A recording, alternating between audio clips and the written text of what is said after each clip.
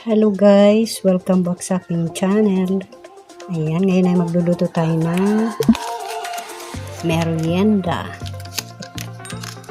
Magluluto tayo ng Milo cake. Ayan, meron pa tayong 1 cup ng harina. Ayan po, meron tayong 1 cup. Tapos, lalagay natin ang Milo. Ayan, half teaspoon ng baking powder, and half teaspoon din ng baking soda. Ayan, mix muna natin ito.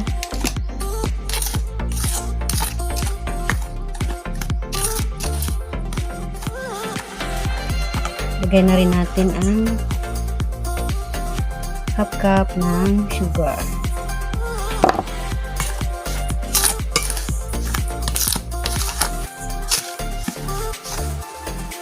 At ilagay na rin natin ang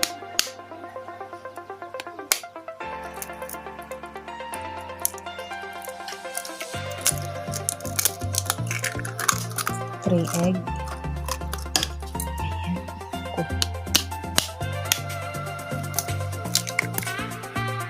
Ayan.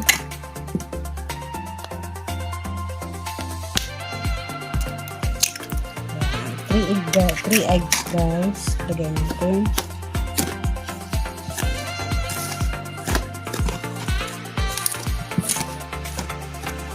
A cup of water.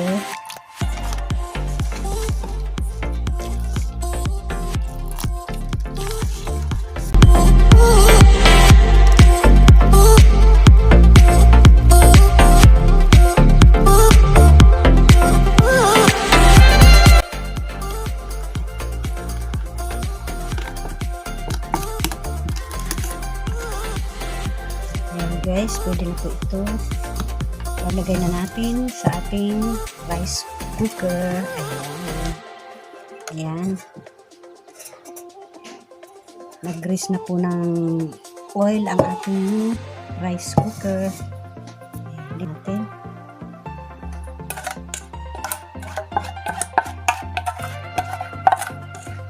Ayan po.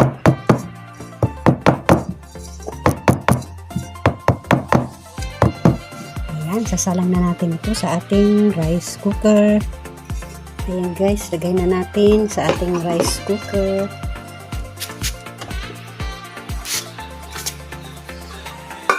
Takpan na natin.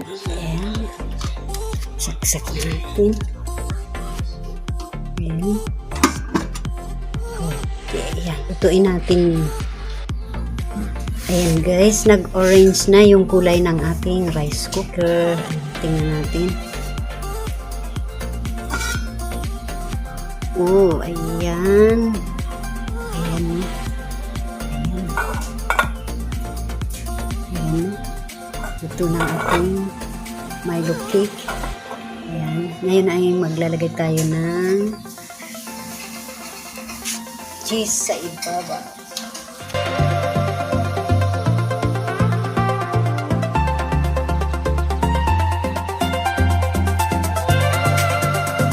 Ayan, takpan ulit natin. At ay, mamaya pa. Ayaw pa niya mag-on. Mamaya, pwede na nating i-on ulit ang ating rice cooker. Ayan guys, tingnan natin kung pwede na. Ayan, pwede na. Ayan, para melt yung ating cheese. Ayan. Ayan na, luto na. Ayan na, pwede na guys.